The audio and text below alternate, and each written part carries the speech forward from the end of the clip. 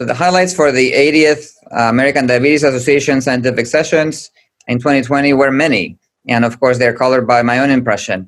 You have to, in broad strokes, I would say there's emphasis on precision medicine and trying to understand the heterogeneity of type 1 and type 2 diabetes and using genetics and physiology and other techniques to try to tease that apart.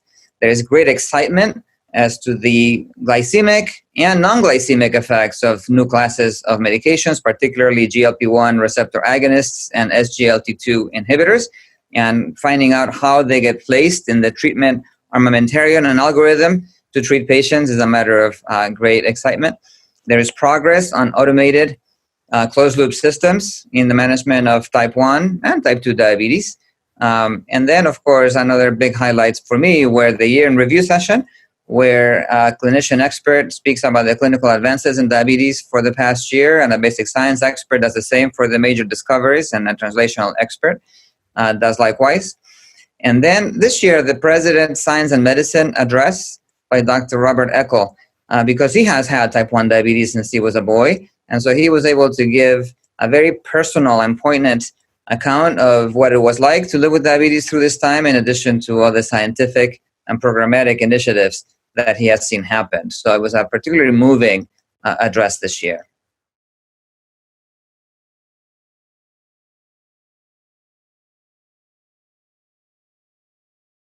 This year, because of the pandemic, we had to take what had been the usual planning for a regular in-person conference and on very short order converted to virtual format. Most of the work there was done by the executive team of the American Diabetes Association, led by Linda Kahn and Kurt Riegler.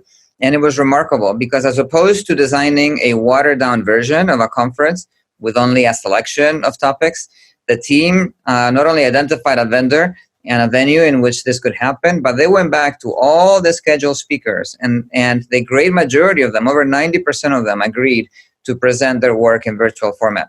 They recorded all of that, and they put together a great sort of hybrid model where they would have a session with the speakers and the moderator asking questions at the end, pre-recorded, but then at the same time, during the actual live streaming of the session, the actual streaming of the session, there was a live chat where participants could engage. So it really achieved a lot of community building in addition to very exciting scientific dialogue and all of the great content. It really came out fantastic. There were an occasional glitch, as you would see the first time this happens, but then being able to reach people across the globe, many of whom would not have come because of cost or other considerations, was a real accomplishment.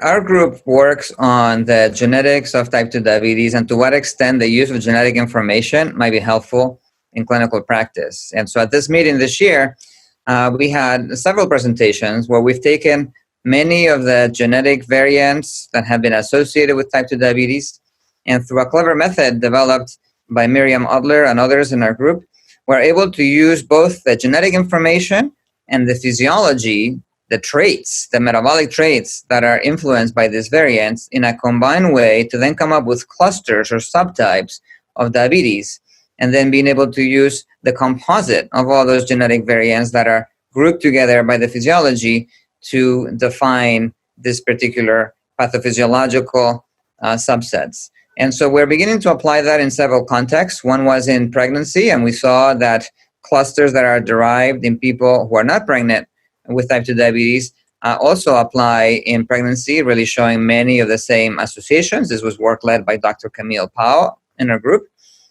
And then one of those clusters was particularly associated with the appearance of gestational diabetes. And then another group, work led by Josep Mercader, he used some of these polygenic scores as aggregates of genetic variants put together to see what is the best way to aggregate them in a way that will capture most people who are bound to develop diabetes. So he made use of a very large biobank we have in our institution in Boston. And then we have genetic information on many of those patients, and then use the genetic information to try to demonstrate that combining some of these polygenic scores gives you more power than using one of them in isolation.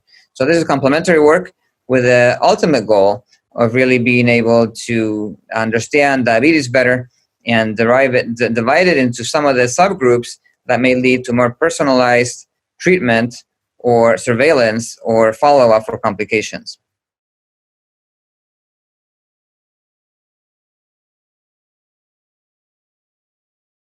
One of the major advances we are seeing is that there's the appearance of big data across many domains of biology. So we have genomics, and we have transcriptomics, we have the microbiome, we have big data that comes from the electronic medical record. And so all of this needs to be integrated in some fashion. There is great interest in seeing how big data might help us understand diabetes better, but not only understand it, interpret what we see, and hopefully lead to actionable decision making. And so one big contribution there has been the creation of these very large biobanks across the world. There's a UK biobank, there's a Chinese biobank, Japanese biobank, and many institutions also have their own biobanks. In the United States, we have several as well, including our own institution. And so being able to access the clinical data that is contained there and merge it with genetic information and treatment information and other information is proving very, very helpful. I think the challenge will be to make sure that this type of effort is reproducible and then again interpretable, meaning that it really leads to insights as to pathophysiology, and then hopefully translatable so that it's actionable at the point of care.